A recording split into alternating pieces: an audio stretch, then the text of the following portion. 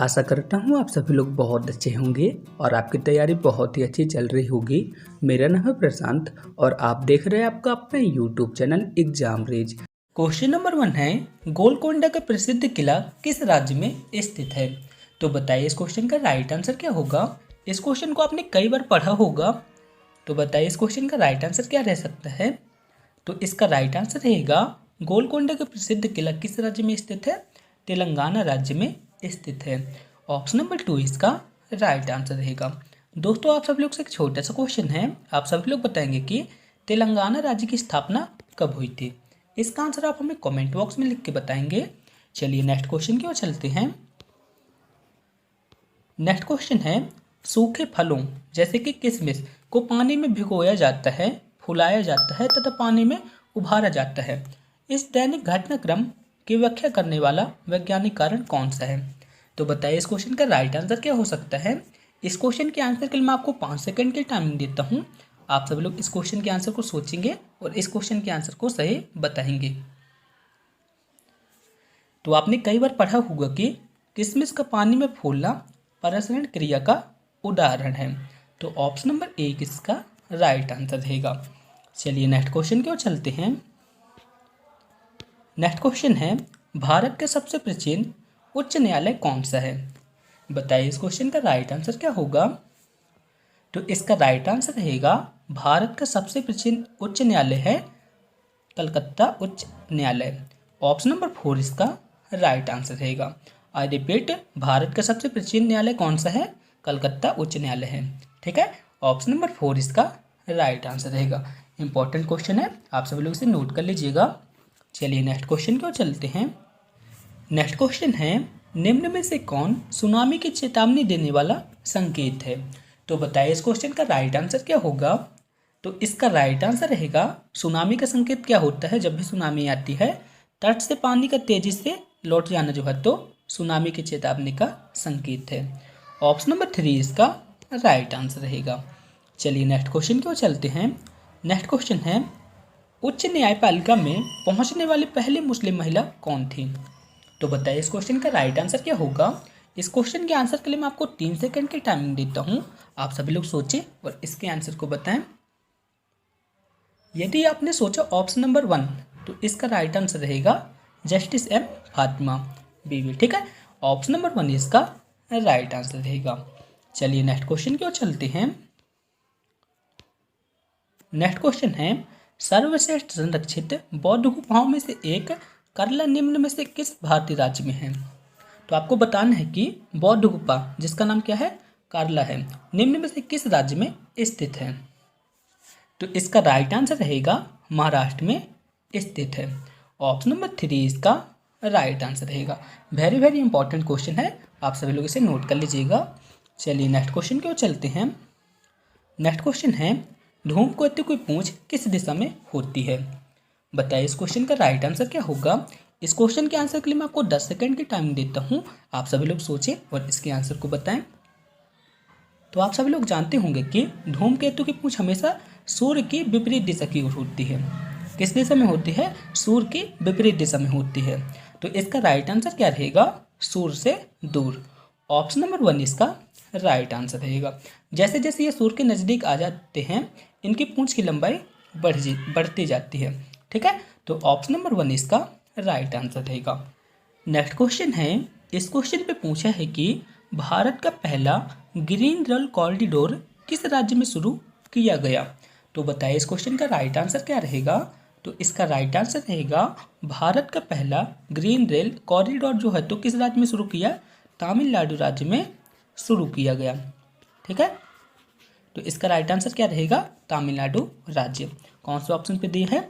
Option number 2 इसका right answer रहेगा। चलिए नेक्स्ट क्वेश्चन की ओर चलते हैं। नेक्स्ट क्वेश्चन है, निम्न में से किसने भारत के मुख्य न्यायाधीश, राष्ट्रपति, उपराष्ट्रपति के रूप में कार्य किया है? तो बताइए इस क्वेश्चन का राइट आंसर क्या होगा। मोस्ट इंपॉर्टेंट क्वेश्चन है और आप सब लोग को जानना भी चाहिए। तो इसका राइट आंसर रहेगा जस्टिस एम हिदायतुल्लाह। ठीक है, इन्होंने भारत के मुख्य न्यायाधीश, राष्ट्रपति व उपराष्ट्रपति के रूप में कार्य किया है। ऑप्शन नंबर 1 इसका राइट आंसर रहेगा। आप सब लोग इन्हें नोट कर लीजिएगा, बहुत ही इंपॉर्टेंट है। चलिए नेक्स्ट क्वेश्चन की ओर चलते हैं। नेक्स्ट क्वेश्चन है, इस क्वेश्चन पे पूछा है कि आज़ाद हिंद फौज ने जब अंग्रेजों से अंडे एवं निकोबार द्वीप पर अधिकार कर लिया था तब उसका नाम क्या रखा गया था। तो बताइए इस क्वेश्चन का राइट आंसर क्या होगा। थोड़ा सा टफ क्वेश्चन है लेकिन इंपॉर्टेंट है। तो इसका राइट आंसर रहेगा शहीद और स्वराज्य द्वीप। तो ऑप्शन नंबर 2 इसका राइट आंसर रहेगा। चलिए नेक्स्ट क्वेश्चन की ओर चलते हैं। नेक्स्ट क्वेश्चन है, वह क्रिया जिसमें एक पदार्थ ठोस अवस्था में मध्यवर्ती तरल अवस्था से गुजरे बिना सीधे गैस अवस्था में पहुंच जाता है। यदि मैं आपसे सिंपल वे पे पूछूं कि ऐसी कौन सी प्रक्रिया है जिसमें एक पदार्थ ठोस अवस्था से सीधे गैस अवस्था में परिवर्तित हो जाता है, तो आपका आंसर क्या रहेगा, ऊर्ध्वपातन। ठीक है, तो ऑप्शन नंबर 1 इसका राइट आंसर रहेगा। नेक्स्ट क्वेश्चन है, इस क्वेश्चन पे पूछा है कि कौन सी कंपनी पोस्ट इट और स्केच टेप के उत्पादन से संबंधित है। तो बताइए इस क्वेश्चन का राइट आंसर क्या होगा। तो इसका राइट आंसर रहेगा 3 मिलियन एक कंपनी है जो कि पोस्ट इट और स्कॉच टेप के उत्पादन से संबंधित है। ऑप्शन नंबर 2 इसका राइट आंसर रहेगा। चलिए नेक्स्ट क्वेश्चन की ओर चलते हैं। नेक्स्ट क्वेश्चन है, बिल गेट्स ने 1975 में किसके साथ मिलकर माइक्रोसॉफ्ट की स्थापना की थी। तो बताइए इस क्वेश्चन का राइट आंसर क्या होगा। बहुत ही ज़्यादा इंपॉर्टेंट क्वेश्चन है। तो इसका राइट आंसर रहेगा बिल गेट्स ने 1975 में पॉल जी एलन के साथ मिलकर माइक्रोसॉफ्ट की स्थापना की थी। ठीक है, ऑप्शन नंबर 4 इसका राइट आंसर रहेगा। चलिए नेक्स्ट क्वेश्चन की ओर चलते हैं।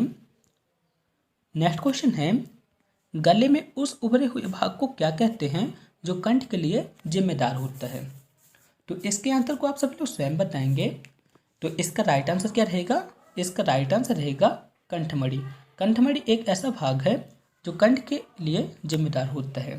ठीक है, ऑप्शन नंबर 4 इसका राइट आंसर रहेगा। चलिए नेक्स्ट क्वेश्चन की ओर चलते हैं। नेक्स्ट क्वेश्चन है, देश के पहले पुस्तक गांव का नाम बताइए। तो बताइए इस क्वेश्चन का राइट आंसर क्या होगा। तो इसका राइट आंसर रहेगा देश के पहले पुस्तक गांव का नाम है महाराष्ट्र के सतारा जिले का भेलर गांव। ठीक है, ऑप्शन नंबर ए इसका राइट आंसर रहेगा। इंपॉर्टेंट क्वेश्चन है, आप सब लोग इसे नोट डाउन कर लीजिएगा। चलिए नेक्स्ट क्वेश्चन की ओर चलते हैं।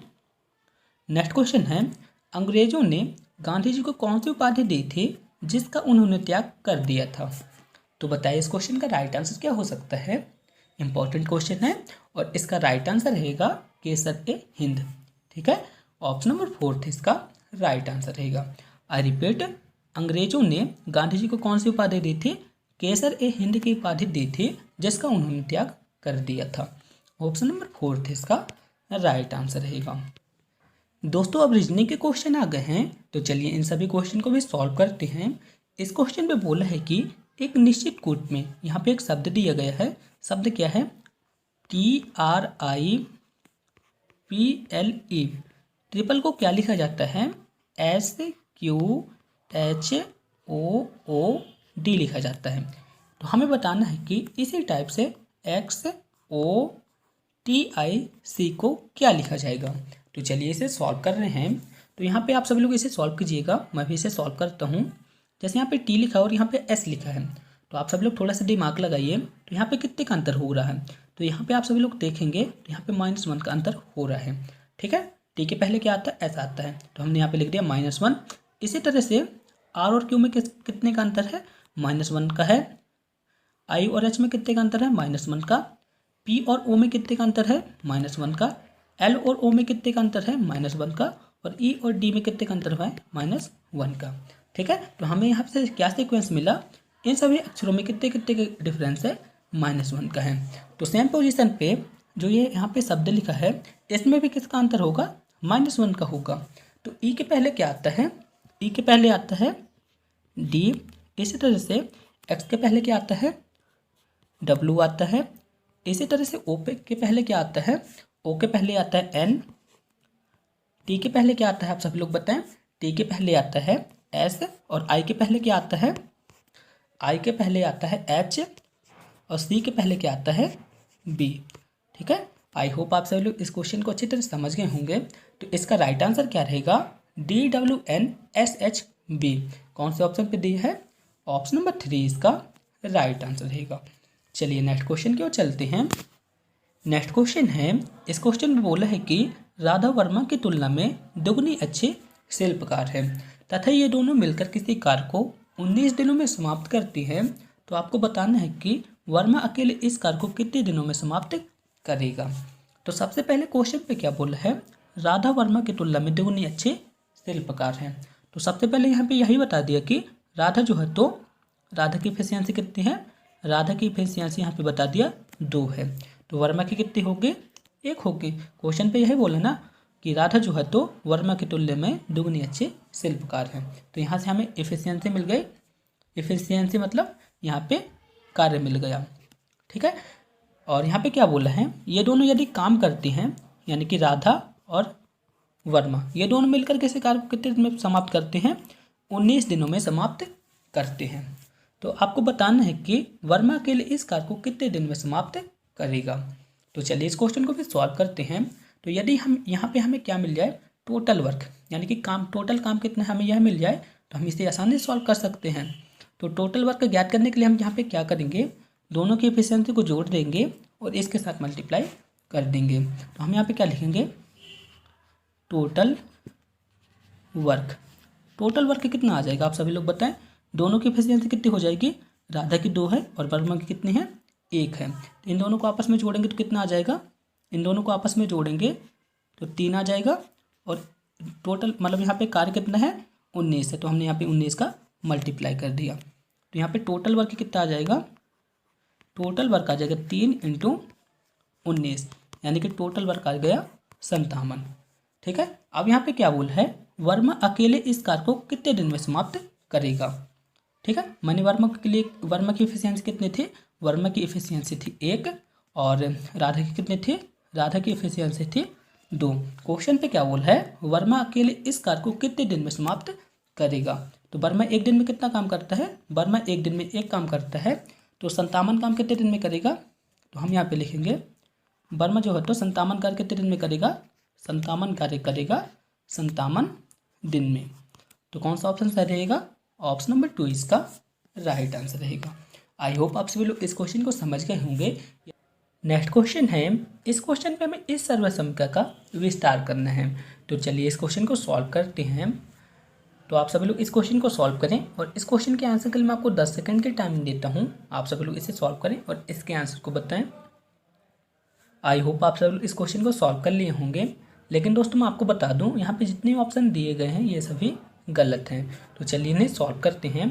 आपने ये वाली सर्वसम्यता तो सुनी होगी, सॉरी इसे आपने सॉल्व भी किया होगा, a - b की पावर 3, ठीक है। इसका फॉर्मूला क्या रहता है, a की पावर 3 - b की पावर 3 - 3ab कोष्टक a - b, ठीक है।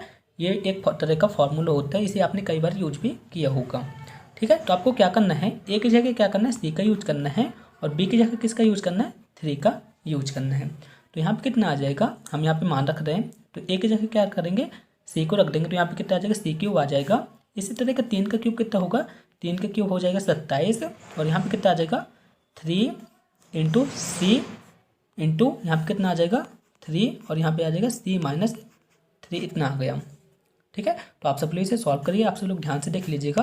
तो यहाँ पे आ जाएगा c की पावर क्यूब -27 और यहाँ पे आ गया 3 × 3 और यहाँ पे c लिखा था तो हमने यहाँ पे लिख दिया 9c और यहाँ पे कितना आ जाएगा c - 3। तो यहाँ पे कितना आ जाएगा c की पावर क्यूब और यहाँ पे आ गया 27 और यहाँ पे आ गया 9c² और यहाँ पे कितना आ जाएगा, यहाँ पे आ जाएगा -27 और यहाँ पे प्लस, सॉरी माइनस है, तो माइनस माइनस प्लस हो जाएंगे, तो यहाँ पे कितना आ जाएगा 27c, ठीक है। ये जो है तो इसका करेक्ट आंसर रहेगा।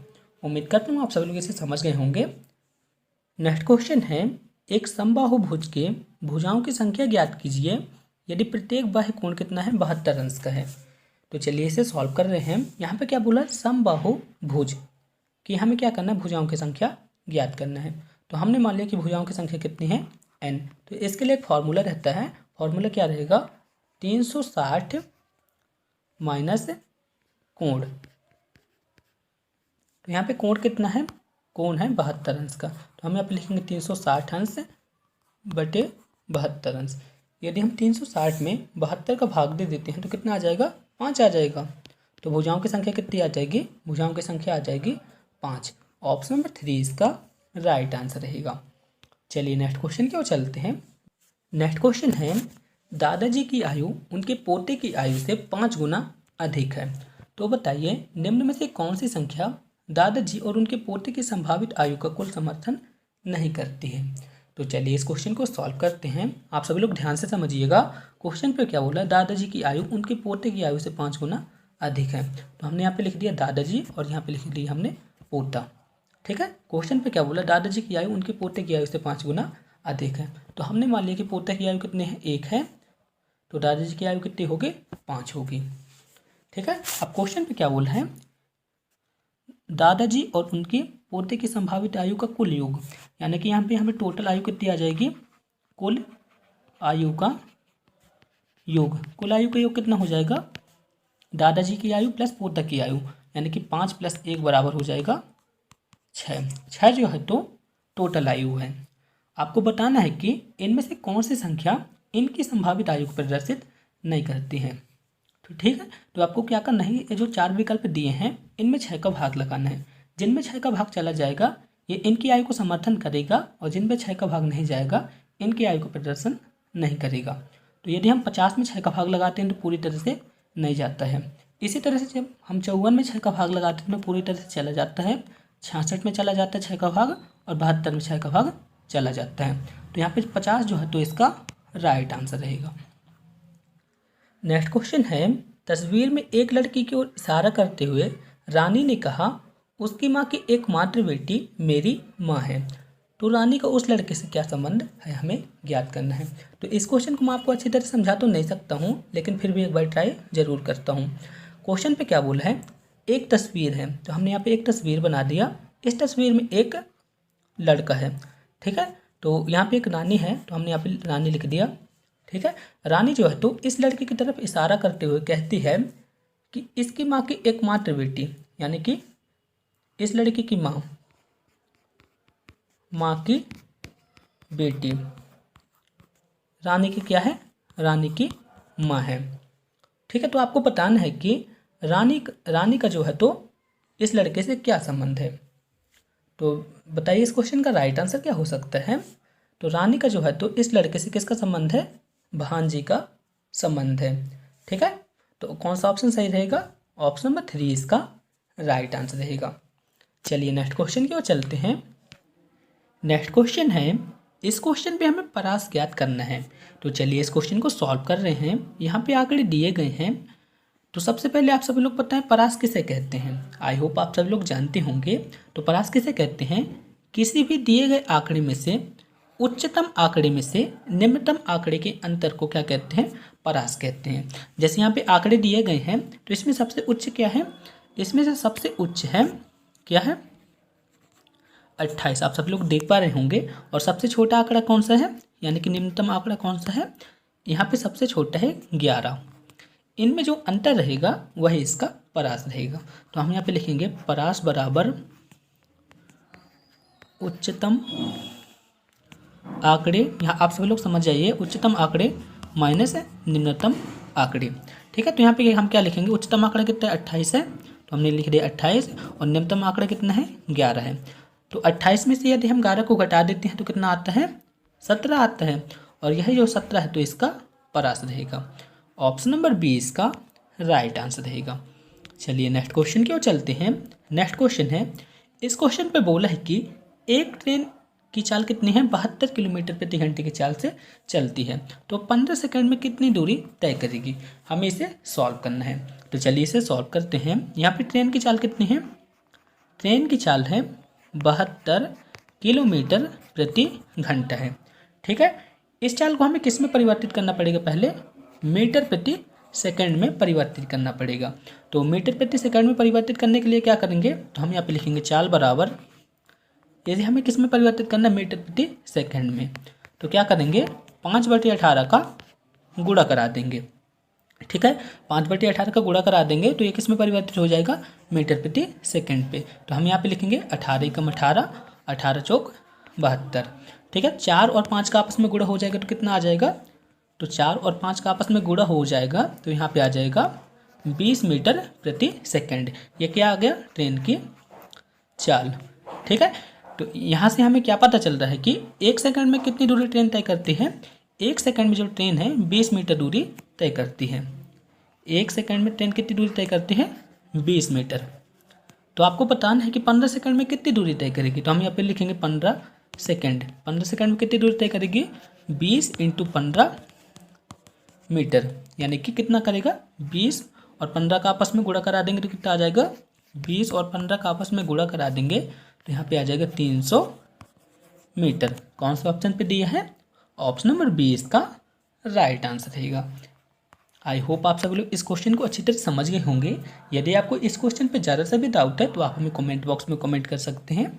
चलिए नेक्स्ट क्वेश्चन की ओर चलते हैं। नेक्स्ट क्वेश्चन है, दुर्लभ गैसों में सर्वाधिक प्रचुर है। आपको बताना है कि इन सभी 4 ऑप्शन पे 4 गैसों के नाम दिए गए हैं, तो इनमें बताने की सबसे ज़्यादा गैस कौन सी पाई जाती है। तो आप सब लोग देखेंगे कि वायुमंडल में हीलियम, नियॉन तथा आर्गन जो है तो बहुत कम मात्रा में पाई जाती है, लेकिन नाइट्रोजन जो है तो सर्वाधिक मात्रा में पाई जाती है। कितनी पाई जाती है, 78% पाई जाती है। तो ऑप्शन नंबर 4 इसका राइट आंसर रहेगा। चलिए नेक्स्ट क्वेश्चन की ओर चलते हैं। नेक्स्ट क्वेश्चन है, PMJDY में 100% वित्तीय समावेश निम्न में से किस राज्य ने हासिल किया है। तो बताइए इस क्वेश्चन का राइट आंसर क्या होगा। तो मेरा सबसे पहले आप सभी लोग से क्वेश्चन है, PMJDY का फुल फॉर्म क्या होगा, आप सभी लोग बताने की कोशिश कीजिए। तो आप सभी लोग का जवाब रहेगा, PMJDY का फुल फॉर्म क्या होता है, प्रधानमंत्री जन धन योजना। क्या होता है, प्रधानमंत्री जन धन योजना। ठीक है, तो इसमें 100% वित्तीय निवेश करने वाला कौन सा राज्य बना है। तो इसका राइट आंसर रहेगा मेघालय। मेघालय जो है तो प्रधानमंत्री जन धन योजना में 100% वित्तीय समावेश करने वाला राज्य बना है। ऑप्शन नंबर ए इसका राइट आंसर रहेगा। नेक्स्ट क्वेश्चन है, भारत एवं पाकिस्तान के बीच सीज फायर रेखा को कब लाइन ऑफ कंट्रोल नियंत्रण रेखा में बदल दिया गया था। तो बताइए इस क्वेश्चन का राइट आंसर क्या रहेगा।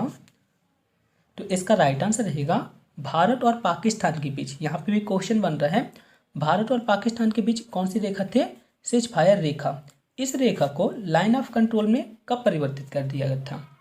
तो इसका राइट आंसर रहेगा, सन 1972 में सीज फायर रेखा को लाइन ऑफ कंट्रोल में परिवर्तित कर दिया गया था, जिसे क्या कहते हैं, LAC कहते हैं। आपने सुना भी होगा। ठीक है, तो ऑप्शन नंबर 20 का राइट आंसर रहेगा। नेक्स्ट क्वेश्चन है, वायु प्रदूषण के संदर्भ में PM का क्या अर्थ होता है। बहुत ही इंपॉर्टेंट क्वेश्चन है, बताइए इस क्वेश्चन का राइट आंसर क्या होगा। तो वायु प्रदूषण के संदर्भ में PM का क्या अर्थ होता है, पार्टिकुलेट मैटर।